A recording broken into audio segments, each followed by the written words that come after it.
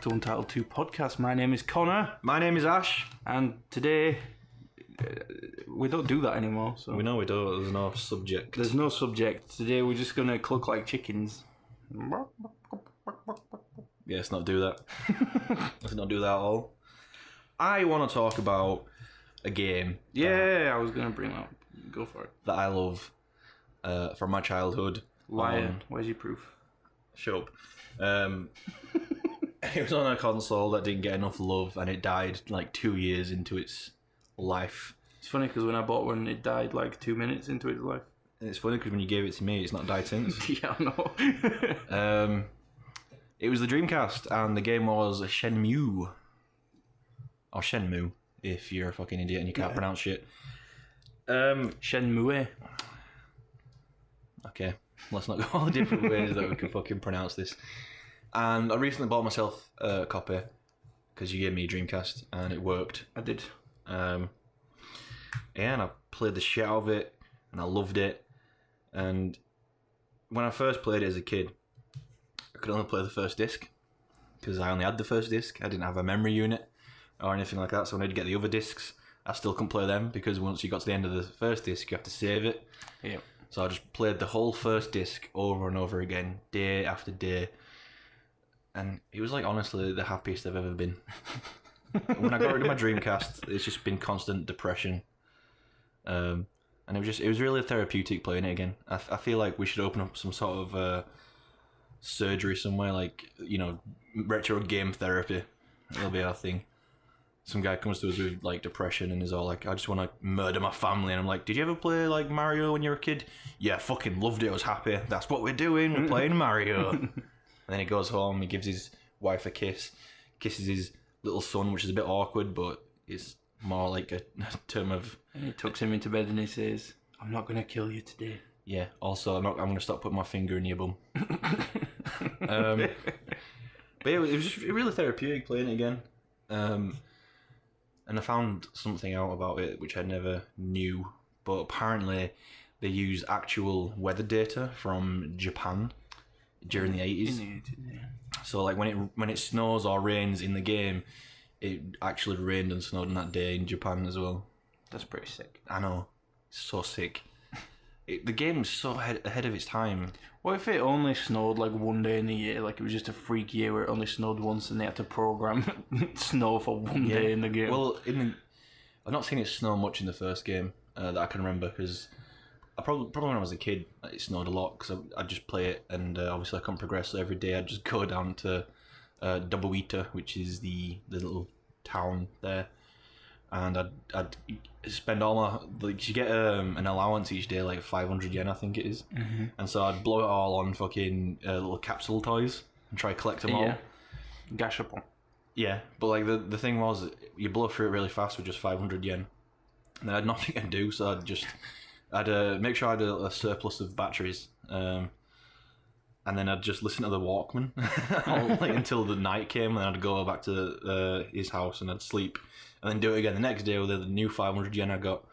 So it probably did snow quite a bit when I was doing that, because I think there's a ending in the games that considered the bad ending, where if you play it until like April 15th I think it is, the guy who killed your father, Landy, will show up and he's all like, by the way, I've found out now there's a second mirror, I know it's hidden here, and then Rio will go to attack him and he'll like do the same move that killed your dad and you die and then the game's over. Well, I'd never played it that long. Yeah, and then I got the second disc. This is not second disc, the memory unit, and I could play the second disc and all the way through it. And I don't know, I can't remember what happened to my Dreamcast, but something stopped me from playing it. And I've not played it since like 2001 maybe. Right. And then, I don't know, because Shenmue 3 is coming out like next year or something like that. So I just had this massive urge to play it, and then he was like, "Oh, I've got a Dreamcast, you can have it." And I was like, "Yes!" Yeah, I said that like months and months and months before, yeah, and you never actually cashed in on that offer. I forgot, and I just didn't. I don't know. I wasn't in a situation where I had so much money that I could just blow it on a game, an old game that's like 50 quid. Yeah. But I'm now, so I was like, yeah, fair enough, I'll do it now. I'll get Shenmue, I'll play the shit out of it. It was 50 quid. Yeah. Jesus Christ. I know everyone said that I've told them about it, and the second one's like 80 quid. Fuck. But like, it's just something from my childhood. I think if something from your childhood made you that happy, and like for nostalgia's sake, it's worth dropping any money on it just to have that experience again. It really is therapeutic. I want to get Pokemon Crystal again because recently Gold and Silver came out for 3DS, and I thought, oh, that's pretty sick. But they didn't bring Crystal out, and that was annoying because Crystal was the one that I had as a kid. And it's apart from Pokemon Stadium, which I only played so much because it was the only game I had. Crystal's probably the game I've played most, and I just wanted to go through that again for the same reasons, like nostalgia. Yeah. I've got an original Game Boy. I've got a Game Boy Advance as well, so I could just get that. But it's around that time where old Game Boy Color cartridges batteries. Internal clock batteries are dying, and so a lot of them don't work. So to play them, you got to replace it yourself, and I kind of just don't want to do that. And people who replace the batteries for you sell the games for ridiculous prices online. Yeah, I think it'd be worth getting a copy, mate, and doing it yourself because it really is a nice experience again. I definitely want to do that. Calms you down quite a lot. I could obviously just emulate it on my phone or something, but it's not the same. Yeah, no, I was going to do that. If I'm struggling to see it in low light situation, if I'm not struggling to see it in low light situations, then it's not the same experience. Yeah, I was going to get a Raspberry Pi, Raspberry Pi 3, I think is the new one, a newish one. Yeah. And I was going to set that up as like a Dreamcast emulator and get Shenmue for it.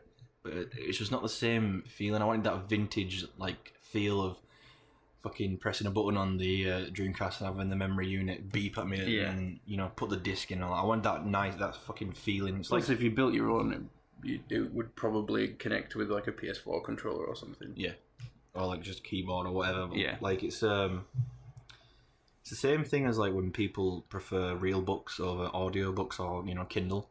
Yeah, because it's just there's something different about flicking through an actual book and feeling the paper in your hands and the smell and stuff. Well, yeah, I feel the same way with Nintendo 64 because Nintendo 64 is so easy to emulate that you can do it on your phone. Yeah. I could just emulate Pokemon Stadium on my phone and play that, but it's not the same. So, Pokemon Stadium 2 actually turned out to be pretty rare, and I only played it once as a kid when my cousin, who was the most spoiled little brat in the world, had a copy. And he lived in Wales, so we went over to Wales for like a day, and I just played that all day, and I was like, that was awesome, because Generation 2 is my favourite, because obviously Pokemon Crystal was my first main series game. I never found it again, and I was in France on holiday, and there was a copy of it in like a cash converters there. It's a French cartridge, so all the Pokemon have French names, but the fact that I managed to get it, it was quite expensive as well, but I was like, no, this is worth it. So yeah, that's one of my favourite collector's items, which I've only played twice. I think Shenmue's now my favourite collector item. Yeah. It's just, I'm going to be so upset when I'm like 50 years old and the Dreamcast can no longer be like repaired and maintained and it's died, or like the discs have got so scratched or something like that. Yeah. I'll probably kill myself then. I was planning on doing it when I'm 30, but I've got Shenmue to live for now. There must be like many people actually would probably be doing this, archiving games like that, keeping a pristine copy that can be duplicated, so that you'll never they'll never come to a point where you can't play the old games anymore. Well, you can always emulate them. I suppose I'll have to do that eventually when it does die out. But like, there's a lot of people dedicated to keeping the Dreamcast alive. Same with Shenmue as well. I think it was a really cool console. I never played it when I was a kid, but when I got my console collection, the Dreamcast was one of them, and I had Sonic Adventure with it, and I was like, oh cool. The controller was difficult to get used to at first, because obviously I'd never used it before, but I actually really liked it, like compared to the other controls at the time. Yeah. It was pretty cool. I still prefer the GameCube controller over it, but The fact that it had that like, I don't know, game pack thing, and like on Sonic Adventure you could get a Chow from Chow Garden and put it on the game pack, and then it turns into a Tamagotchi. Yeah, That's like a really cool gimmick. Then the memory unit thing. Yeah. Like it's really good that like the Dreamcast has some aspects that was like ahead of the time. Like it came out and it had 4 controller ports, where everything else had 2. Mm-hmm. Like PlayStation 2 had PlayStation 2 had 2 controller ports. But like the memory unit was so special. Like in Shenmue, when you're learning a new move, if you're not doing it and you've like spent a minute on it just fucking around and not getting the combo right, it'll bleep, and when you look down on it, it'll show you which button you need to press and stuff like that. Oh, no way. It's really good. Yeah, I was just going to ask how Shenmue uses the... Yeah. There's also, near the end, there's like a 70-man battle that you can do. Wow, sick. It doesn't spawn all 70 at once, it'd fucking melt the CPU. They come in like, you 2 guys at once, you'll kick shit out of them, and then 2 more guys will run in from somewhere.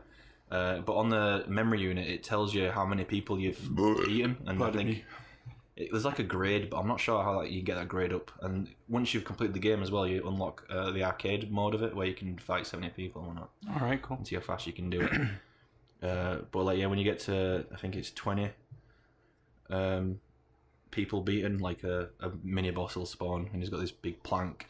Easy enough to kill. And then like when you do kill 20 more, another boss will spawn. Right. And then like when you when you beat 70 people, the final boss will spawn, and he's like this big fucking tall muscular guy, and he's pretty hard to kill. But if you play Shenmue and you know how to counter and all that shit, it becomes easy. Cool. I've seen some gameplay from Shenmue, but I never saw any actual combat. It was just like walking around the town, getting lost, and well, that's the combat isn't the main part of the game. Like, it's fun. It's based off the Virtua Fighter, mechanic, the combat system. Because I read that it was initially supposed to be a new Virtua Fighter RPG. Okay. But then a bit like that Mortal Kombat one. I'm not sure. But it's supposed to be like an RPG. I think it was like called Conquest or something, and I really liked that one. But instead of making a Virtua Fighter game, they made a new game, and I'm so glad they did, because it was just an experience like no other during that time. Yeah. Like it's very common now. You get open world games and stuff like that, where you can do things for the sake of doing it. But like, it was just so unknown back then. Yeah. I didn't even think about it. Like, I was playing games that didn't have that depth and immersion, and I didn't think about how different Shenmue was at the time. I obviously really loved it. Mm-hmm. It was only until later when I got smarter and I started analyzing games and stuff, I realized just how special it was. I want to try it. I don't know. If I'm ever at yours, we should play through it. Well, obviously it's my Dreamcast now, but you can borrow it with Shenmue. It's really fun. I don't want to move it around too much in case the laser drops down again. Yeah. Well, just drop it a little bit.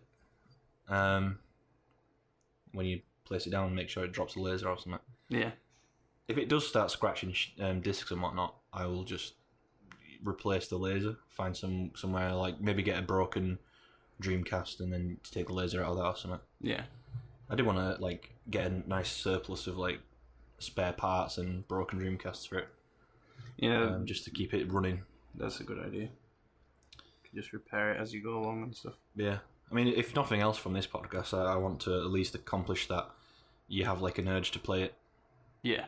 Because, like in like L.A. Noire, I think maybe Heavy Rain had it, where you could go into like first person mode and you could pick up objects and like turn it around and stuff like that. Yeah. Shenmue had that. Like, I'm pretty sure it was like the first instance of something like that in a game. That's pretty cool. Yeah. It was a bit goofy in L.A. Noire though.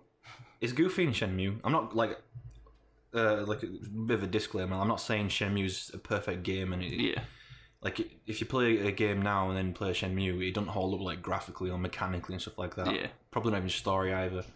But I don't know. I'm probably biased because it's got a massive like nostalgia aspect to it for me. But it's still a really, really good game. And it is goofy when he picks stuff up. Like if something's on the edge of a table, something like that. I know people listening can't see this, but his hand will go down and then he'll close his fingers robotic-like, and then he'll pick it up.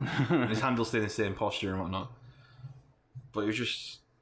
I'd never done that in a game before. What was the point of inspecting items like that? Like on Illinois, you could find clues and that kind of thing. Clues, stuff like that, and maybe just to look at the model. Because I'm pretty sure for the time there were some very high-res models and stuff. Yeah, like at one point you just like you can pick things up and look at it just for no reason. It's got no clues tied to it or anything like that. Yeah. But like at a certain point you'll pick them up and then he'll say a little line about it, like, oh, this is so and so. Then you like maybe flip it over and it'll like say, oh, you know, looks like this has been used and stuff like that. Yeah.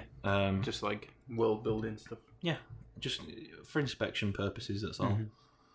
And there's like in Tomb Raider when you get an artifact and you can rotate it until you find like and the controller vibrates and all that shit. She says some extra shit about it. Yeah, it's just for inspection purposes.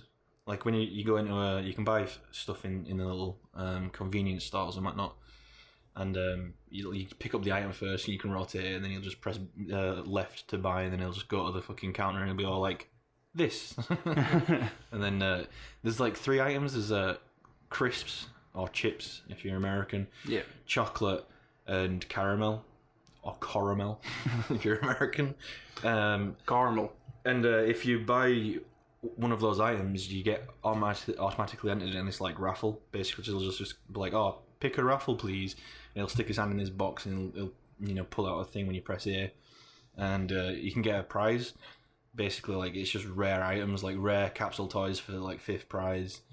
Some prizes have like some one. I think it's like maybe 3 is you get the 3rd prize, you get like a cassette tape, stuff like that. And I thought that was just a really nice thing to have in it. Like it serves no purpose at all for the story. It's just a nice thing to do to waste your time. Yeah. And you can buy drinks from the vending machines, and every now and then I think it's like a 25% chance a can will come out and it's bright orange and it's like a special can that you can go to the convenience store and you can exchange it to get a free raffle ticket for the thingy. And it's just it's very easy to like waste your time. There's an arcade where you can play old Sega games like Space Harrier. Oh, nice.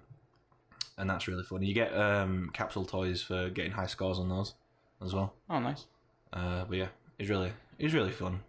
I really liked just wasting time in the arcade. Yeah, I like when games do that and just have like it doesn't help progress the story. It isn't even part of the core mechanic of the game, but like you can just go and chill out. You know how we're always saying like a great game isn't something that's poured shit ton of money into it and it's like from start to finish like 100% high octane action. It's like a game where it's got loads of little things in it that don't really matter, but it's just fun that it's there and it's adds a nice value to it. Shenmue's like that. It's just littered with really small things. Like there's a little kitten that you can take care of because like the day your father died, the people jumped in their car and sped off and killed the kitten's mother. Oh no. And yeah, like the first time you can take control of Rio and you head out to like investigate this guy who killed your father, you come across it and you can feed it like fish and whatnot and name it, and there's no reward for it. There's nothing at all. It's got its own little mini quest line. You got to feed it every day to finish the quest line. But it was a nice little reminder that Rio's father's dead. This cat's parent has died, so it was like the kitten is kind of like Rio. It was just really nice to have it in there. You don't have to feed it; it'll just disappear if you don't feed it. Probably died or something. Yeah. And the little girl that found it, eventually, if you do feed it every day and whatnot, you find out that the mother let the little girl keep it, so it eventually moves in with her. All right, cool. It's just a nice little cat. But don't you eventually go to other hub worlds, or is it always the same? So the locations in the game is like obviously your house / dojo, the Hazuki residence, and then there's Yamanose, which is just basically it's a small like road that leads from your dojo to the shrine where the kitten is, and there's a few little houses there. You can't go in them. You can knock on them on the doors and stuff, but like not really happens. And then from Yamanose, I forgot what that's called. Sakuragaoka, I think it's called. Okay. Where there's like a small convenience store. There's a park. And there's a few things to do around there. There's like some key characters that live around there. And then when you go from there, it's in a double eater, which is like the main. You'll spend a lot of time there in the early games, and you always have to walk through there to get to the next world, which is the harbour. And I think that's basically all. That's every area. They said back in the day like it's a huge open world game, but by today's standards, it's very small. Yeah. But it's probably better that it's small because it means they could handcraft a lot of the areas and then have to generate things like that. So it's all got a really nice personal touch to it. Mm-hmm. And you have to go to the harbour to. At some point in the story, you find out that you have to go and like get a ship to Hong Kong because the plane prices are too expensive, and the two travel agencies in Double Eater, one doesn't sell boat tickets, and the other one's like a corrupt front for a gang or something like that. Right. Okay. So you end up going to the harbour, and then you end up getting a job there, and like for all of maybe disc 2 or disc 3, I think it's disc 3, when you get a job, like you're just driving a forklift truck.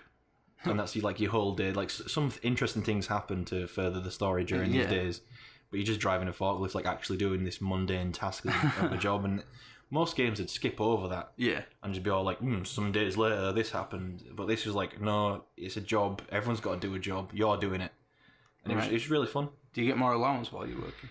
Yeah, well, you get 500 every day anyway, regardless of what you're doing. From Ine-san, which is like you live in. House sitter, carer, like basically not slave, but like she looks after the Hazuki boys until obviously the father dies, and then she just looks after Rio. And there's this other guy as well called Fukuhara, or just Fuku-san. And he's like a living student. He's not like related to you. Ine-san and Fuku-san aren't related, but they live in with the Hazuki boys. And so Ine-san gives you the allowance every day. I think it seems like she's in control of the family funds, maybe. Oh, because his dad died. Yeah, she's like maybe his carer and whatnot. And you get 500 yen every day, and then you get to a point where you need to save up for a boat ticket, and so you empty your life savings, which is about 36,000 yen, and then you're still not enough. So Fuku-san, who's like I think he's older than you, it feels like he's older than you. But he's always like supportive of what you're doing and stuff, even if you don't like it and he's scared by it. Mm-hmm. And so he's like, "I'll give you my life savings as well." And then you end up getting like I think over 70,000, but it's still not enough. What? For a plane ticket anyway. So you go to the other travel agency, which is corrupt, and you end up buying a fucking boat ticket. But this creepy dickhead called Chai. I don't know if you've seen him. He's bald. He's got bandages on his arms and legs. And he talks really creepy, like this weird, like guttural sort of way. No, I don't think I've seen. He's very creepy, and he like his mouth's open, and he's got like a few teeth scattered everywhere. And because of the limitations of the time, when he talks, his mouth doesn't really move much, so he's like just got his mouth wide open while this sound's coming out. Which I didn't notice as a kid, but now I have noticed it. It was very weird. And anyway, he ends up fucking eating your boat ticket because his dream is that he wants to work for Landy. He calls him Landy-sama. Okay. And I think he might be part of this gang in the harbour that worked with Landy's Chinese mafia thing. And so he eats your fucking boat ticket. He's like, "You're not going to Hong Kong," and then you have a little fight with him, and that's when you end up having to go to the harbour to find another way to get to Hong Kong. Right. And so Fuku-san, all that money that Fuku-san gave you and what you emptied out of your bank gets destroyed straight away, and you end up get left with like maybe 10,000 yen or something like that. But by doing this job, you get I think it's like 300 yen per crate that you transport with your forklift at start. But if you meet the quota of that day, go over it, you'll get a raise. So the next day you'll start getting 350 per yen. Okay. Yen per crate, and then if you meet quota again, you'll get another 50 yen. But you end up getting fired from the job anyway. But I ended up getting like maybe 46, maybe 50,000 yen by the time I got fired. So it does rack up quite fast. Nice. when you do that. And then that's basically where you can spend a lot of time just getting those capsule toys. Because what happens is, if you play it on Dreamcast, which Americans can't do because Shenmu-2 only came out in Dreamcast in Europe and Japan. All right. But yeah, and European versions and they don't work. US versions don't. The saves can't transfer over. So even if the US citizens imported Shenmue 2, they couldn't use the Shenmue 1 save on it. But obviously we can. Oh, I see. And so what happens is if you get all the capsules and you have loads of duplicates and you go into Shenmue 2, I think you can sell those duplicates and get a quick start, like a head, boosting cash. Because you keep the current amount of money you had when you finished Shenmue 1, as well as most of your items, and so you can sell those to get more money. Oh, cool. But I've never played Shenmue 2 on Dreamcast. I had it on Xbox. Was Shenmue 1 on Xbox? No, just Dreamcast. That's weird. Why would they do that? Because when Shenmue 2 came out, I think it was 2001, the Dreamcast was already pretty much dead and gone. Oh, I see. That's probably why it costs so much to get. Even though Shenmue is such a great game, and it's widely accepted that it's a brilliant game, everyone loves it that played it and stuff like that, and it's got a nice cult following now. It's pretty much also accepted that Shenmue was the death of the Dreamcast and also kind of the death of Sega. Yeah. Because, I mean, it's not Shenmue's fault, but Sega was already struggling by that point anyway. And it just wasn't enough to save them, basically. Although Sega, I suppose they're doing alright now. I don't know about that. Most of the games usually have low quality. I mean, but they're doing alright enough that they can get a game out every now and then and get money from that. Yeah. I suppose they're alive at least. Yeah, they're not breaking the bank, but there's they're maintaining, I should imagine. Yeah. But like, is it Sega? Sonic is Sega, isn't it? And they've just released that Sega Sonic Mania. Sonic Mania, which is pretty good. They're also bringing out another one called Sonic Forces, and all I've seen from that is the box art, and it looks, typical Sonic cringe. Yeah. Like Sonic Mania, like everyone's really enjoying that. Yeah. So I imagine that's given them quite a boost in finances. You might see the revitalization of Sega. I don't know about that. It's like a big deal with Sonic fans, but there's a lot of people who aren't Sonic fans, so. Sure. I don't think it'll revive Sega, but it'd be nice. Definitely helped them out, I guess. It'd be nice if Sega like pulled a 180 turn like how Nintendo have. Yeah. It'd be nice, because like... Well, if they are going to do that, then Sonic Mania is definitely the first signs of it happening. Yeah. But like, Sega's had so many great games over the years. A lot of fan favourites are Sega games. Yeah. And it'd be nice if they didn't just fade away and die. It'd be nice if they got in like a second wind. Yeah. And I kind of want that to happen. I'm looking forward to it. Although it won't be happening with Shenmue because Sony are bankrolling that. Sony and Deep Silver. Right. So, yeah. But I'm so stoked for Shenmue 3. A lot of people are complaining because it looks goofy. Yeah, it does look pretty goofy. But like they've released trailers that didn't have certain features implemented yet, like facial animations and stuff, and people are complaining. They're more like, you're obviously not Shenmue fans. Like, because a proper Shenmue fan don't give a shit. Yeah. It's not... You don't play Shenmue because it's the most graphically enhanced thing ever, because it's not at this point. It's just... It looks garbage, if I'm being honest. You play it because of nostalgia and the story, and I'm playing Shenmue 3 not because it's going to be the greatest game ever. It's very subjective. I'm playing it because I want to see the end to the story, because it cut off at 2, and you don't know what happened. Not even faced Landy yet, really. So I'm looking forward to playing it just to finish the story. Yeah. So what happened with your purchase of Shenmue 2? I only received disc 3 and 4. I've sent the guy an email asking what the fuck's going on. There's no way I'm paying 80 quid for just 2 discs. I don't know if it was a mistake on his part or if he just assumed that it was just only a 2-disc game. He never opened it to see it was disc 3 and 4. Yeah, maybe. If that's the case, I'm totally sending it back and getting my money back. It's got like a 30-day money-back guarantee thing. So if you don't reply within 30 days, mate, I'm tracking him down and I'm killing him. So yeah, I'm just hoping that it was just a mistake and he's sending out disc 1 and 2. Yeah. Because I really want to play it. Yeah, that really sucks. Because you were super excited for it to come as well. Yeah. Yeah. I'm sure I read that it had 4 discs, but when I read the detail the other day, it only said fully boxed and working, which is very vague. Right. So maybe I'll let my nostalgia get the best of me. But it doesn't actually say it's only disc 3 and 4. Exactly. So it's not your fault. Yeah, exactly. But like, if I'd have seen that, I would have probably not bought it. I would have gone for the one that said, because the one underneath it that said full 4 discs, but it said condition good, whereas this said condition very good. And the condition is very good. Like the discs have no scratches on them. Yeah. The case is a bit fucked. Like it doesn't hold the discs in anymore because the teeth are broken and whatnot. I had a few Dreamcast. I passed them on to you. All your Dreamcast cases are fucked. Yeah, all the cases are fucked. I think it's just a Dreamcast thing.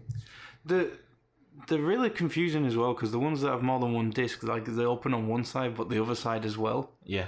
And it's like, I don't know. It's really weird because I think they expect you to open it up with the the front of the case still facing upwards. Yeah. But I always flip it over and then open it up and then all the manual and all that shit falls off. Like, for fuck's sake. Yeah. It's so weird having manuals in the games. Like, we don't get that anymore. No, it's because because a PDF is such a small file. Exactly. You can just view info on the PS4 home screen or whatever and see everything. So yeah, it was just weird seeing a manual in a game. Yeah. It's weird, like, having a game in a case that small. The manual used to mean so much to me because the only person that would buy me video games is my dad. And I would see my dad on weekends. So we'd go out and he'd be like, oh, do you want to get a game? So I'd pick a GameCube game. I realise this mic is leaning more towards me than you. I'm probably going to be super loud and you're quiet. I just tapped the boom, so it's probably going to make a noise. Sorry about that. So yeah, I'd get my dad to buy me a GameCube game, but I had a PS2 at my dad's and a GameCube at home. Yeah. So for that whole weekend, I'd just be sat staring at this GameCube case, like reading the manual over and over and over again, just getting more and more excited about going home and playing it. The manual meant so much to me because of that last page where it said notes, where you could jot down notes. So I'd put cheat codes in there. Yeah. And then when that ran out, I'd just get a big fucking A4 sheet and write down all the other cheats and then fold it up and stick it underneath there. Yeah. GTA. That had all Yeah, the cheats. I remember you having a load of cheats for that. Amazing. San Andreas had the best cheats, I think, mate. Flying cars and stuff like that. Yeah, I was so disappointed when you brought GTA 4 over and there was no flying car cheat. Yeah, I don't think there is. I mean, there's mods in GTA 5 now. There's mods in GTA 4 as well, but like only for PC. Yeah. And I think the cheats on GTA 5 are even worse. You get like an invincibility cheat, but it only lasts 5 minutes. Yeah, I don't know why they've done that. It's a bit weird. Because it still turns achievements off, doesn't it? Yeah. And you can't save like that or something? No, I think you can, but like every time you load that save up, I think it... Oh, you can't get achievements on that? Yeah, achievements and trophies are gone on it. But it was fun on like San Andreas putting invincibility cheat on and then like pedestrians go crazy and just fighting through swaths and swaths of fucking crazy guys with guns. It was fun. Saints Row 2 had that as well, I think. Oh, Saints Row 2 was awesome. I can't believe how they managed to royally fuck the game. I mean, I still enjoyed Saints Row 3, but it wasn't a Saints Row game. It was a completely different game. I played it. I didn't enjoy it. I played it to the end, obviously, but I didn't enjoy it at all. It was just too wacky and zany. We got Get Out of Hell for free on PS Plus a few months ago, but we haven't... Yeah, I was going to plat it, but I was like, fuck it, man. I'm not interested. I think it is an easy plat. Agents of Mayhem is apparently doing quite poorly. Isn't it just like a MOBA? No, it's not. Is it like Overwatch? It's not multiplayer. It's single player. What? It's like a single player MOBA type thing. Hero shooter, sort of. Okay. Oh yeah, they're called hero shooters, aren't they? Yeah. Yeah, but apparently it's not doing very well. Did you ever see that one? Can't remember what it was called, but basically all the characters you could play as were criminals, and they would pit against each other. And there was some gimmick about like a lot of aerial combat. Like maybe you could run up walls or turn gravity off, or is it like Attack on Titan style shit, something like that. Was the graphical style like it was sketched or something like that? No. What am I thinking of? It was like a Wii game. It was all sketched. I don't know. What the one that came out recently that was based on like high school doodles?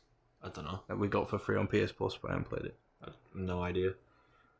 I remember though, there was an old game for the Xbox 360 where you had to like basically run through gauntlets and with guns and shoot people and stuff like that, and you get scored at the end. It was basically like, I think the whole premise was that there's this elite group of like psychos that do it for a sport, basically. Yeah. I never played that, but I always wanted to. That was really fun. Right. I got Kane and Lynch instead of that game, and I quite liked Kane and Lynch. I think I remember vaguely playing that, like your copy, a little bit, but It was fun. It was like a fun game. It was first off, it was like two psychos, and it was two player as well, I think. But it was just one of those games where when you get shot and your health is gone, you don't instantly die. You like go down to your knees and stuff. Mm-hmm. You gotta have your group like revive you. Yeah. And it was really fun. I didn't play the second one, but I really liked the thing they were going for was, you know how CCTV footage is always really visceral and stuff like that. Yeah. They did it like that basically. It was like individual clips that were uploaded to YouTube. The cutscenes. All right. It Okay. was all like glitched out and stuff like that. It was really fun. Oh, cool. I think I played like 20 minutes of it and then never played it again. But it was cool. It wasn't my copy, so I didn't have it. It was someone else's copy that I borrowed. Right. And it was one of those guys where he'd let you borrow it for a day, and that were it. Yeah. Going back to talking about cheats in video games, just remembered like my favorite cheat in any video game, the nail gun cheat in Hitman. Yeah. Was it 2? Or was it in Blood Money? It's probably in both. 2, I think it was in for me. Right. I never had it, but I had a friend called James. Well, I actually want to talk about James on the podcast because he's a weird guy. He's a weird guy. I think it was 2 because I think I remember I got Hitman 2 for PC, and I googled the Hitman 2 PC cheats, and it was like, these cheats are in the PC version. I was like, fuck right off. Oh, All yeah. my money back. I've got that on Steam as well. Yeah. That's a shame. But yeah, James had a copy of it, and I just spent like a good 4 hours just nail gunning people to the walls. Yeah.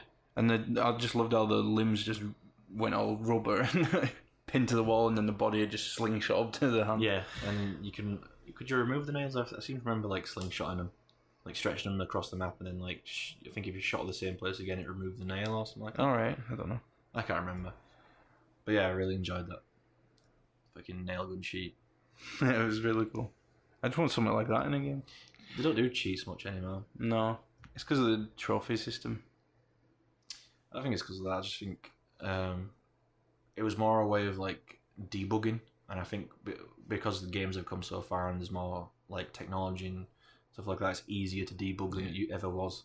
Right. So they don't leave them in anymore and stuff like that. I really hope Nintendo implements a trophy system soon. There's been a lot of rumors about it. There was a developer on Twitter who accidentally said, "Oh, we know they're working on that," and someone was like, "What?" And he was like, "Oops, we think it's been heavily suggested by them." Yeah. Going back to the cheat thing real quick, like now when they make games, they've always got like a debug console running over top, and they type in a command and then play it out and stuff. Whereas back in the day, they had to like test it out on the console, which I think is why the codes came into it. Yeah. Which is why in PC games now there's always like a debug console you can activate and type shit. Yeah. Fuck with shit. Yeah. So there's a game coming out on Nintendo Switch soon. Is there? Oh no, it's already out. It's already out. Is it? And I really want to get it, but I have to be a bit smarter with my money at the moment, so I can't. But I'll burn a lot of hours playing that, and it's Stardew Valley. Yes. I know. I was waiting for that for ages to announce it. No, they had it on their upcoming games list, and then they removed it. Yeah. And I was like, what? There were no official like release date, was there? And then they removed it, and I was like, well, when is the release date? So I was checking like every day for like a week. Yeah. And they didn't announce it, so I was like, well, fuck it. And then I, like a while, like was it last week? Yeah. And they were all like, oh, it's coming out on the 5th. I was like, that's like next week. What the fuck? Yeah, innit? I was hoping I could at least like have like a month or two in advance so I can budget a bit better. Yeah. Now I'm gonna have to drop money on it and get it out of the blue. But yeah, that game looks really good. I wanted to get it on PC a while back, but that was around the time I stopped PC gaming. And yeah. And then it came out on PlayStation 4, but like... Did it? Yeah. I didn't know that. I would have got it. Oh, well, no, actually, the thing, I was... When it was out on PC, I was checking to see if it was on 3DS or coming out on 3DS. Because I thought, that's a cool game, but I don't really want to sit and do that at, like, the desk or something. Yeah. I'd rather have it handheld. And then, obviously, it was announced that it was coming out on Switch, and I was like, perfect! That's how I'm going to get Stardew Valley. Yeah. Yeah, I want to get it as well. I'm not, like, keen on the whole farming thing because of Facebook. Yeah. But like, it seems fun. It has loads of like cool secrets and gimmicks and I stuff never like played that. like Harvest Moon or anything like Yeah, that. apparently it's like a what do you call it? Spiritual what? successor. Successor. Spiritual successor. Yeah. Spiritual successor. That's Yeah. it. To Harvest Moon. Yeah, which I never played. I never played Harvest Moon, but it looks like it's fun. There's something. It's like the same with Minecraft. There's like something that keeps you interested for a while, like building something. Well, it's working towards it. Same thing with Animal Crossing. There is nothing to do in Animal Crossing except grow shit, collect it, turn it into money, and then give that money to a guy who makes your house bigger so that you owe him more money, and then you do it all over again and again and again and again until you've got this, like, you come into this shitty town that's just like weeds everywhere and a few villages and loads of empty plots. Or lots. Is it lots or plots? Plots of land. Plots of land. And then eventually you've got all these new villages and like. I never played that either. I've played the original DS one, and I bought the newest one for my girlfriend, but she didn't play it as much as I expected it to. So. Yeah, I'm definitely gonna get Stardew Valley though. Yeah, that looks really cool.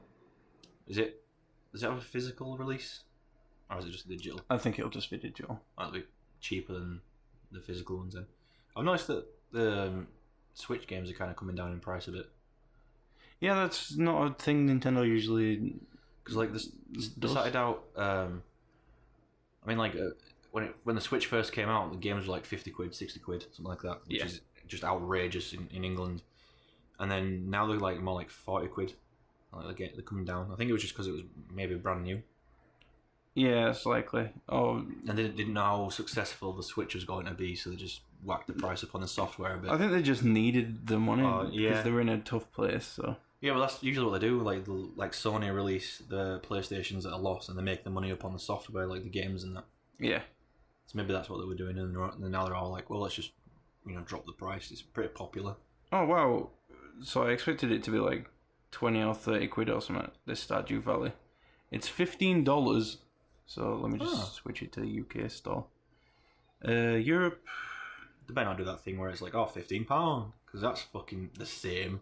Yeah, they try and say it's something to do with VAT and stuff. But yeah. There's a new Professor Layton's just come out for 3DS. Also, they remastered Mario and Luigi for 3DS as well. When I went to Computer Exchange earlier, they were selling Super Nintendo Minis. And I really want one of those. Yeah. But they were 150 quid. That's terrible. Yeah, that's more than I don't know. like. I think I'd get that anyway. I really want to play the classical Zeldas. Yeah, I think you should. Well, at least I definitely want to play like at least the first one. I would play the first one. The one for SNES. I can't remember what it's called. A Link Between Worlds. Yeah. Or A Link in Between Time, something like that. That one's really good. The first one obviously is classic. Don't play the second one because they changed things up. They made it into like a platformer, and not many people like it. Also, there's there's one Game Boy Advance one which I really like, which is Minish Cap, which is a lot like Link Between Worlds. Yeah. Or whatever it's called. So yeah, I think you should play those. Like a Link in Time or something like that. I think so. Anyway, Stardew Valley is 11 quid. Yeah. So that's pretty good. Is it Ocarina of Time that's considered like the best one? By a lot of people, but I've played it, and I think you just had to be there at the time. Yeah. To appreciate it, because it's really hard to appreciate. We agreed though that Breath of the Wild is now the best of all time. Zelda. You can love Breath of the Wild. I'm still baffled, mate. Like I've had time to think about it and adjust, but the fact that I've like a Zelda Link to the Past. That's what it's called. Sorry, carry on. The fact that there's a Zelda game that I really enjoy and it's like made its way on my most loved games list. Yeah, it still blows me away. I thought it'd never happen. It's a phenomenal game. Yeah, I say that, but I haven't actually gone back to play it since I stopped. Yeah. But I know that I could go back and play it any time, and that's what's endearing about it. Yeah. I had a lot of fun with the game. There's still stuff that I haven't done, because obviously Splatoon captured my interest and took it away from it because it was new and shiny. Yeah. And you went inky.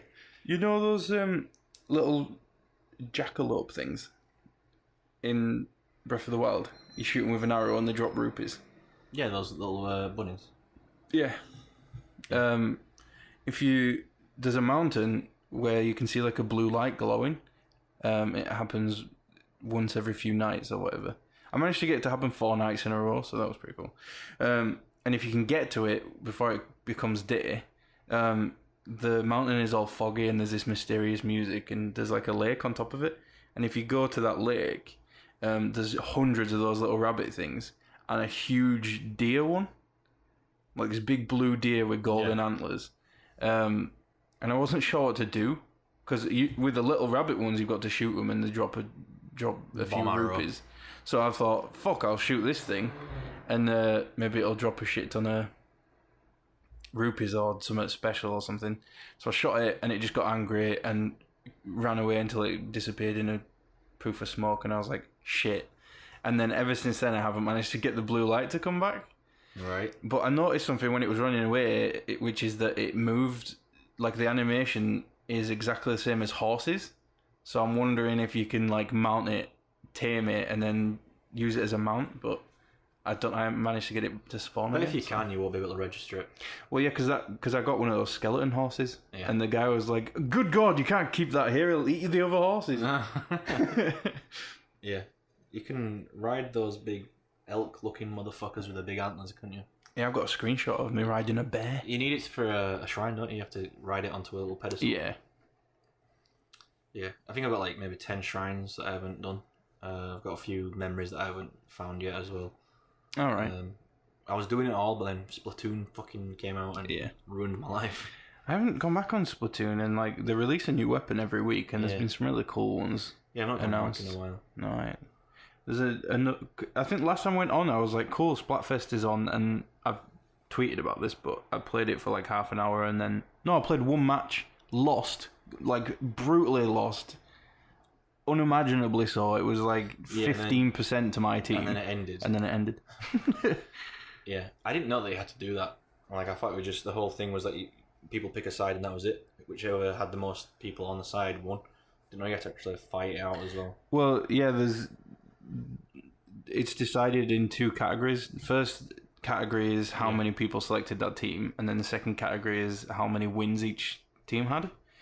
And I think the last time it was a certain team had way more people, like it was a 60-40 split. Yeah, was it the Team Ketchup v Mayo thing? Yeah, so like 60% were Ketchup or something. But Mayo won over Ketchup so many times in actual battle that Mayo actually came out on top. Yeah. I think they should do that more like that with multiplayer games like that. Like Destiny brought out the Destiny 2, the faction rally thing. Yeah. And Dead Orbit won the first one. There's a lot of speculation on the Reddit. All the conspiracy nuts have come out saying that maybe it's not determined by how many people captured the most tokens and stuff, but it's just rotating every week.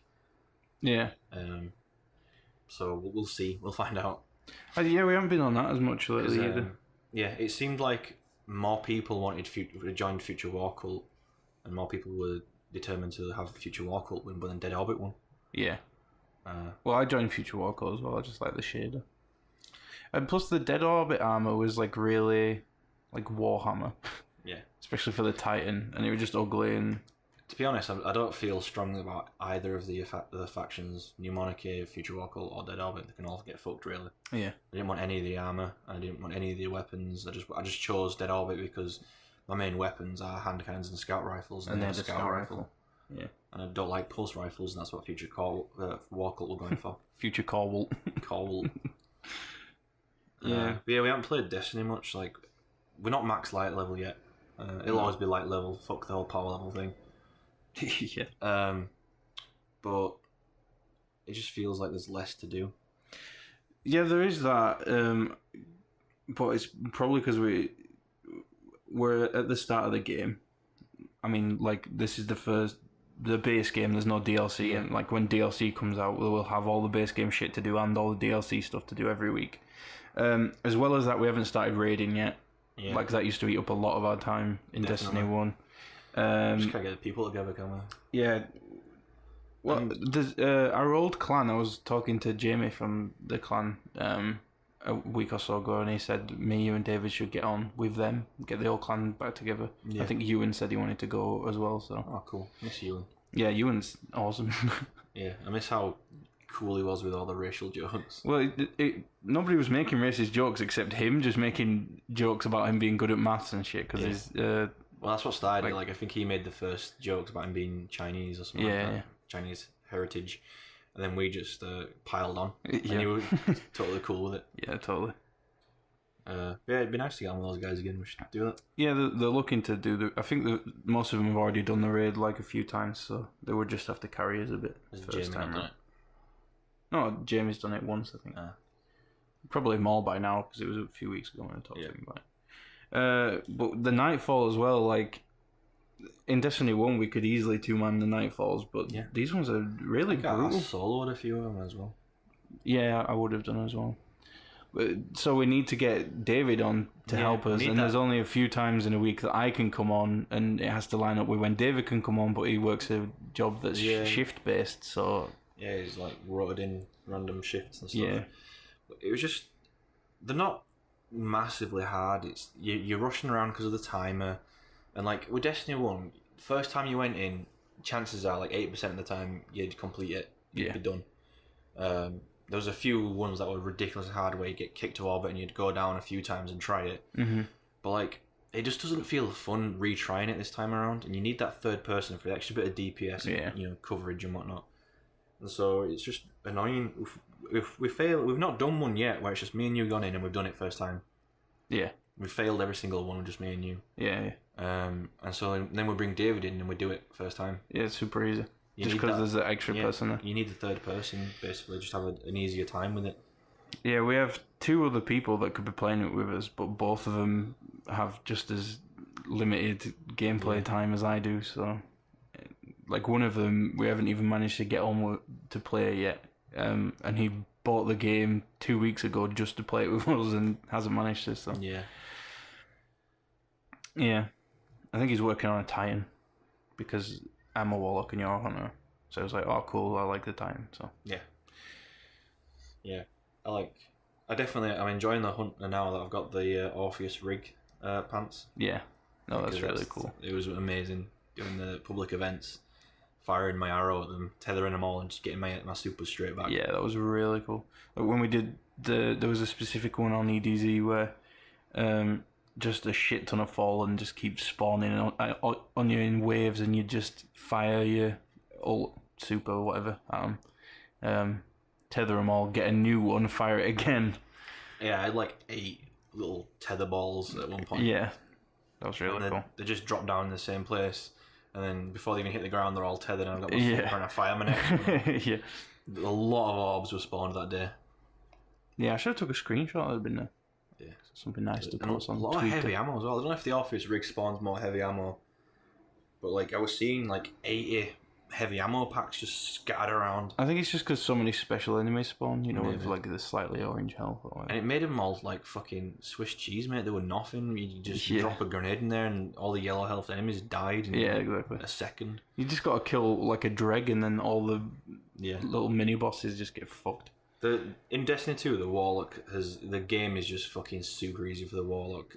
You don't need any extra shit. The skills themselves are all perfect. What you need for the Warlock, it makes it amazing to play. I think the solo subclass isn't that great.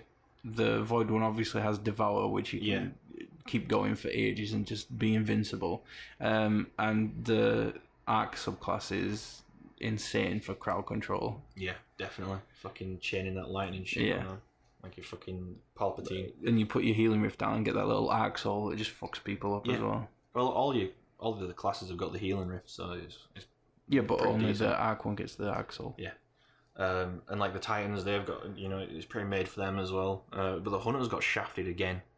There's nothing cool. You need Orpheus rig to enjoy the shadow shot stuff. The arc dancer thing, it's only good in PvP, and even then it's not even that powerful. I've killed a lot of arc fucking hunters before they got to me. Yeah. And then the gun, you know, the gunslinger one with the fucking flame shot shit they do, golden gun. That's only useful when you get the Celestial Nighthawk Yeah, I was going to helmet. say that, yeah. Because, like, if you got that and you go do strikes, save your super for the boss, and if you get a headshot on him with that, it, like, takes his fucking health down by a third. Yeah. And it's so easy. One thing I've sort of noticed about the classes in Destiny is the Hunter seems geared more towards PvP, and the Warlock is geared more towards PvE, whereas the Titan is like a medium. I'm going to use my Warlock for PvP now, because that Devour ability. Yeah. There's so many times where you get into a gunfight where you've killed the guy, but only a second before he's killed you. And then another guy just runs around the corner. That fucking Devour can save your life, exactly. Mate. It's just really useful. Yeah, and if you kill the guy, you still got your Devour. You can go kill another guy. You got your Devour again. Yeah, exactly. It'd be nice. And it fully heals you. Yeah, so I think I'm just gonna start using my Warlock as my PvP main. Yeah, I want to try it. I don't think I've ever seen people doing that in PvP. Yeah. So maybe I bet all the pros will do it, definitely. All the people that are kicking ass on like Trials of the Nine and that, I bet they know all that shit. Yeah. But like when you... Oh yeah, we still need to do Trials of the Nine, because we went to do that. We had our third geared up to go, even though he bailed on us shortly after. But it turned out we needed a fourth. Yep. Because we used to wreck as a trio in Trials of Osiris. Yep. But now it's Trials of the Nine, you need a fourth? Yeah. It's bullshit. Well, David and I used to wreck. You used to just be along for the ride. I said we as a team. Yeah, well, that still gives you a bit of credit. I'm not comfortable with that. No, I mean, you were useful. People shot you and it took the heat off us. So yeah. Useful. Just as cannon fodder. I really enjoyed Trials of the Nine, Trials of Osiris, though. There was a lot of moments where, like, you know, those moments where you just throw your controller down and you go, oh my god. Yeah. A lot of those awesome moments. A lot of really, like, super rage, ulcer-inducing moments, though. Like, yeah, and lots of really depressing moments where you get so... There were times when because you needed a certain amount of wins, and we get to the last win that we needed and then just lose 3 times in a row and be like, no, what? Yeah, and then one time we gave up on it for like a week or two on it, and then wasn't it? And then we came back and we were just fucking like gods. We were just super powered and we were kicking everyone's asses. Yeah, and I don't know what happened. Flawless victories so many times. Yeah, because we did it every week for ages, and we just couldn't get to the lighthouse. We got victories, but we couldn't achieve the lighthouse. And then we stayed off for a while, and then David played it with somebody else, and he was like, oh guys, we need to do Trials of Osiris, it's so easy now, you won't believe. And we were like, okay. Yeah. So we tried it out, and he was right, it was insanely easy. We got to the lighthouse quite a few times then, and then obviously the fucking thorn epidemic happened and we just stopped playing it. I think we had a really good setup though. Like, I was sniping people and just like generally like outsmarting people and killing them left, right and centre. You were always like as a backup for either me or David, and you had the res. I was ability.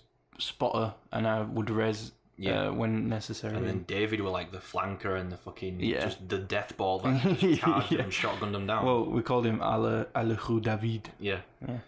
Because he just suicide run. Yeah. 9 times out of 10, he didn't have to die because he'd fucking killed him anyway. And so me, you, and David just made a really nice composition. It was fun. My favourite moment is where I think I was playing my Warlock, and we all just got downed, and I think it was our first defeat, but it was like also our last win that we had to get for a flawless victory or something like that. And I just like shouted on mic like, nah, fuck this, man. You know, fuck this noise. I rezzed, fucking facepalmed this guy. He just disintegrated into fucking dust. Killed the next guy, and then I lost sight of the third guy. And Dave was like, I know where he is. So I got David up, and he just fucking charged the guy. And then, like, 3 seconds later, we just heard victory. Yeah, that was one of those moments where we were all just like, oh my god, I can't believe we did it. And I think it was the first time we went to the lighthouse. Probably. Because just the excitement. I remember you wanting the messenger. Yeah, and the void messenger. And I think you got the solar one instead, and I got the void one. And he was like proper salty for a while. I can't remember why I wanted the void one. I remember getting Icebreaker. I remember the one that I actually had that I kept was the Arc one. Yeah. So I remember getting Icebreaker and David going silent for a while. yeah. He was so upset he wanted it. Yeah. I had a lot of luck on that game. There was a few guns that I just couldn't get for the life of me. Like Mythoclast was one of them. It took me ages to get that. Fourth Horseman. Yeah, I never got that. But like, it took me so long to get Mythoclast that by the time I got it, they'd already nerfed it and it was useless. Yeah. Oh, the Mythoclast was so good in like the base game. Yeah, in the first few weeks after the raid dropped, every time you went into Crucible, you got fucked by the guy with Mythoclast. Yeah. I remember there was a time as well when Mythoclast just had like a revive in Crucible. Like the buffed fusion rifles or something, and it just became brutal again for like a few weeks, and then they nerfed it again. I remember using the Kvostov in Crucible. Yeah. Killing people with the Kvostov. You were using No Man's Land as well? Yeah. I have a brilliant video insane headshots where I jumped down out of this building and I shot this guy in the head with No Land Beyond, is it called? Oh, yeah. Something like that. And it fucking went, it shot him in the head and the bullet went through and got a guy behind him as well. Double headshot, one bullet, mate.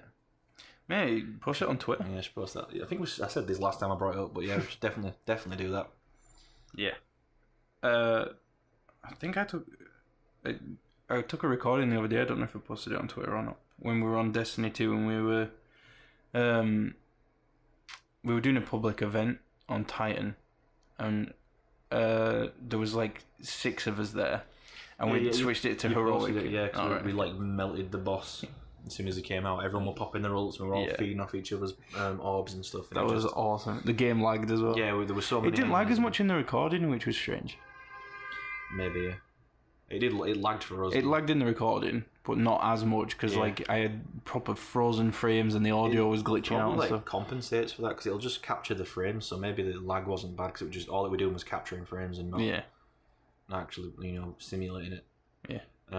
But yeah, like there was so many enemies on screen and so many effects and explosions going off, like it literally dropped frames. Yeah, that was a cool moment. The boss died in like 3 seconds as well. Yeah, insane. I wonder if that would have happened if we were on PS4 Pro.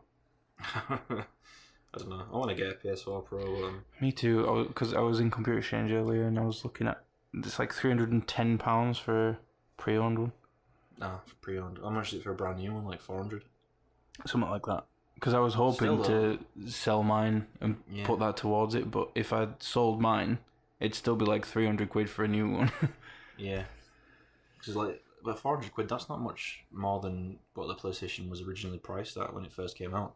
It was a 350, wasn't it? Yeah, I got I paid 500 because I got it on credit and fucking hell, paid for it over 2 years. That hurts, mate. Overall, it was 500 quid, yeah. And then David got his for 250. Yeah, actually winced then, mate, at how much he paid for that. That's why I don't buy shit from like catalogs and stuff. Well, it was the only way I could. I didn't have a job back then. I suppose so. But it just fucking kills you. Yeah.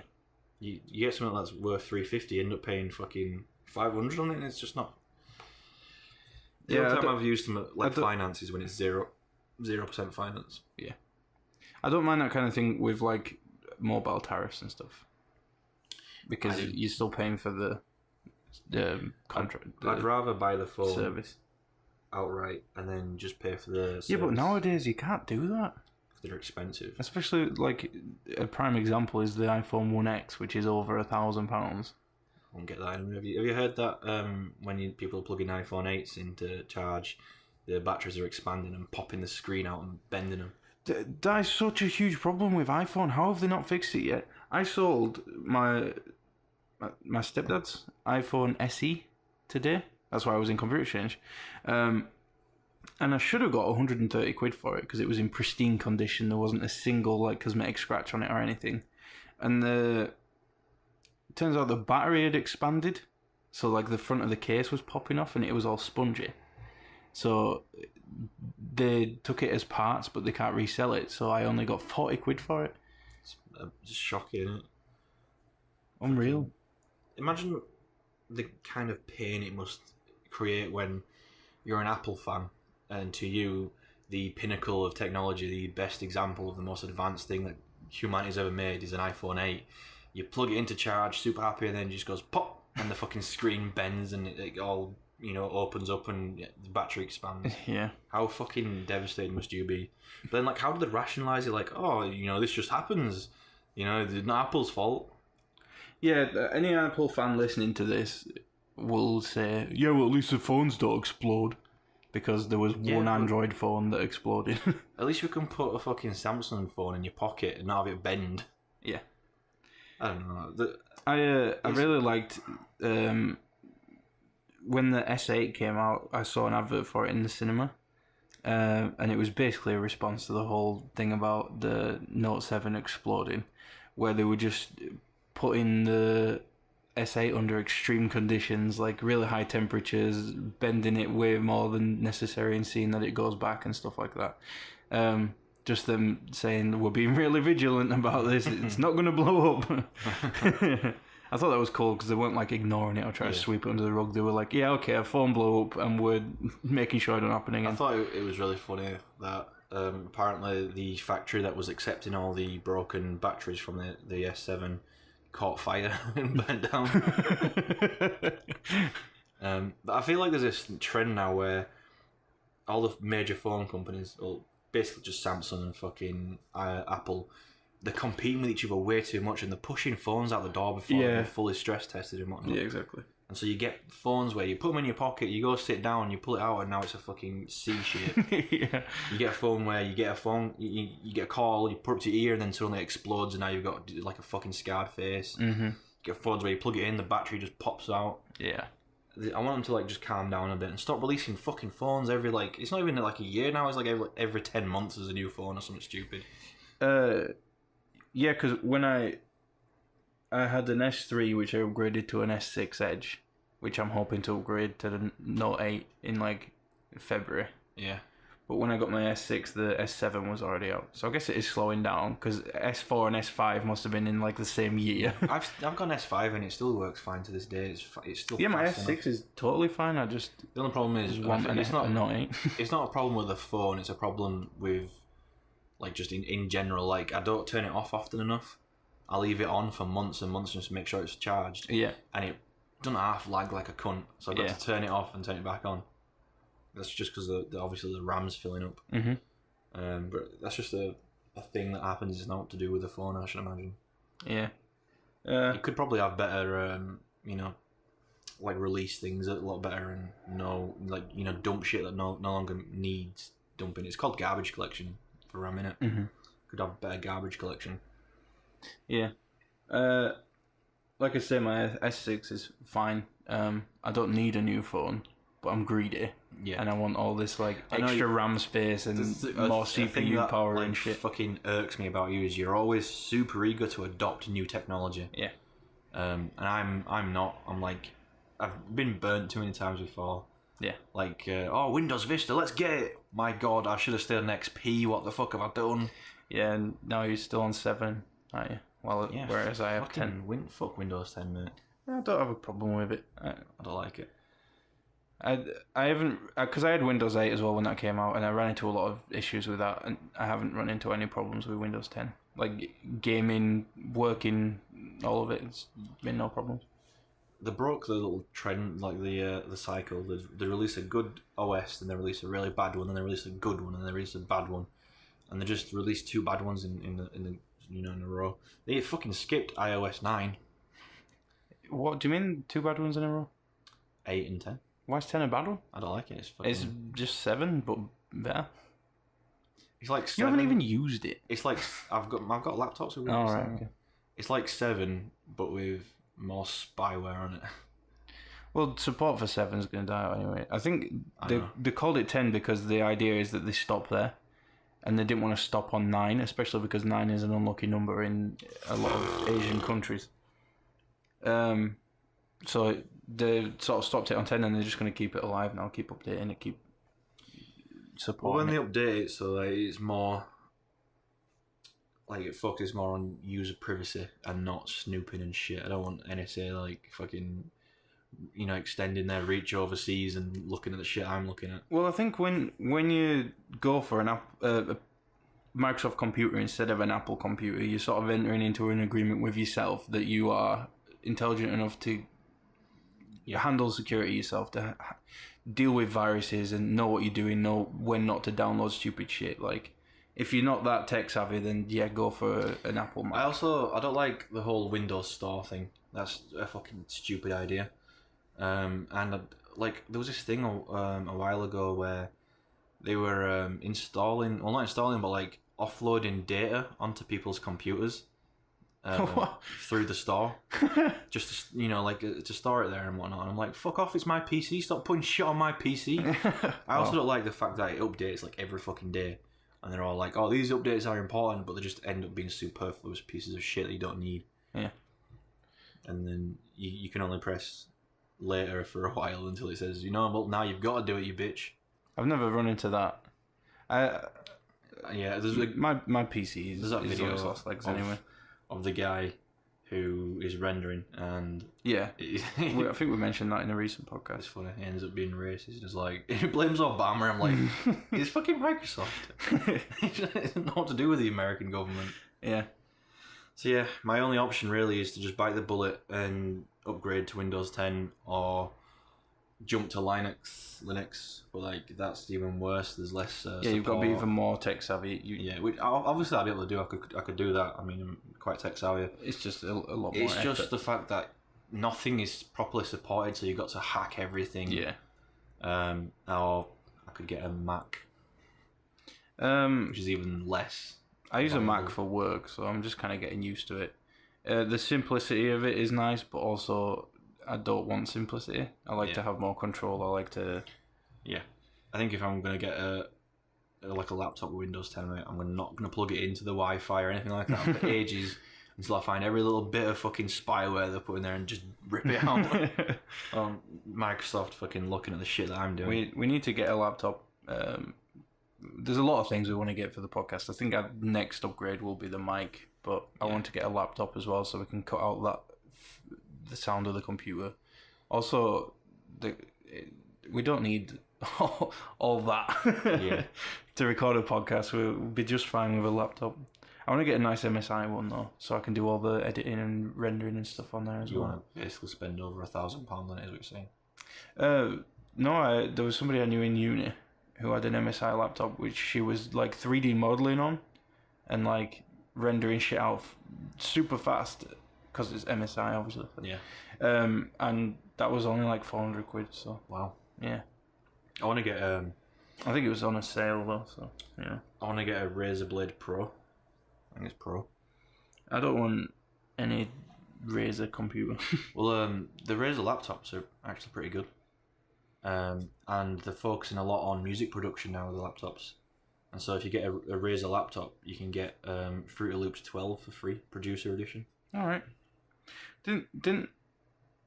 Wasn't Alienware a Razer brand? Oh no, it was Dell, wasn't it? Dell, yeah. So fucking sneaky, because Dell is shit, and then they're like, oh, Alienware's the best fucking PC gear around. I was like, no, it's not. I'd rather build my own. I mean, Dell are alright. I had a Dell laptop which was pretty good, but there's they do bulk orders for offices and schools and shit, so 99% of the time if you use a Dell computer, it's shit. Yeah. But there are good ones out there. I suppose. I wish you could build a laptop like you can a PC. Obviously you could, but it's a bit more effort. And wasn't there someone... it was like one of those tech conventions. Someone had come up with a concept, and like it was kind of a prototype, of a modular laptop or something like that.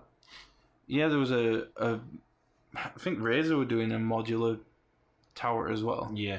Where you could buy a module for like a GPU. Yeah, you didn't have to open up the tower and screw things in and stuff like that. You just slid in this module, and it was a new graphics card. Slide that in, and it just instantly worked. It was like a plug and play PC. Yeah, that was pretty cool. I don't know what happened to that. When it worked, I reckon cooling was a problem. Yeah, and it would have been really expensive. Yeah, if somebody does have it, they probably paid way too much for it. So. I don't think it ever made it to market, to be honest. It'll be sat in a warehouse somewhere. It's a shame. Not really. That was a few years ago now. Like. PCs are modular as it is. You don't have to wrap it in plastic casing and... Yeah, but there's a market for simplicity. I know. Like, Apple banks on that every day. Yeah, so. It's a blessing and a curse though, because like the simpler a thing is, the easier it is to use and whatnot. But the more simple it is, the less you need to know about it, and then it ends up breeding ignorance, which I don't like about Apple, because I swear down, I've never met an enlightened Apple fan. They're always ignorant as fuck. Yeah, and they call the people that work in the Apple store like Apple geniuses or something. I'm like, the fucking geniuses, man. That's like the polite thing you say to the Down syndrome kid that's licking a window. Oh, he's a genius. Yeah. Fucking, yeah. I don't know. I don't hate Apple as much as I used to. I'm just indifferent. No, back when I was an edgy teen and I was like, oh, fuck PlayStation, my Xbox 360 is awesome, and oh, fuck Apple, my PC is awesome. I can see the benefits of both sides, and just personally, I prefer PC because it gives me more control. But not too much control. But we do need to definitely get a laptop though, because this PC is like, I don't know what's wrong with it. It's like slow. Yeah, it's getting old. Some parts need replacing. Sometimes when I'm rendering, it just turns itself off. And I'm gonna blame Windows 10 because my PC is fast still, and I'm on Windows 7. Probably no. Mine was overheating problems. Like you don't have the same problems I do. And I don't know why, because we've got the exact same setup basically. Yeah. I don't have any extra like cooling system going on. I think I genuinely think it's just circumstances because your room's quite cold. Yeah. So I could look into it, and I could look into fixing it and figure out why it's all fucked up and spend a load of money repairing it, or I could just buy a laptop because I don't use it anymore. Yeah. We only use it for this podcast. Pretty much. Well, the problem is, like, it also takes up a lot of room. Like, this isn't the biggest podcast room in the world, so I could put that away in my wardrobe or something, and we could use more of the space, get a bigger desk to record at, and have the laptop and stuff. Desk? What do you mean? Well, like, I could only back up, like, maybe a few inches and I hit the desk. Well, we could put it somewhere else, or just take it apart or something. Could put it in the living room. Yeah. Well, that's where it was when we moved in. So. Yeah. It's not exactly a riveting conversation. No. Yeah, I don't know. I think we've petered out a bit now. Yeah, I don't really have anything more to say.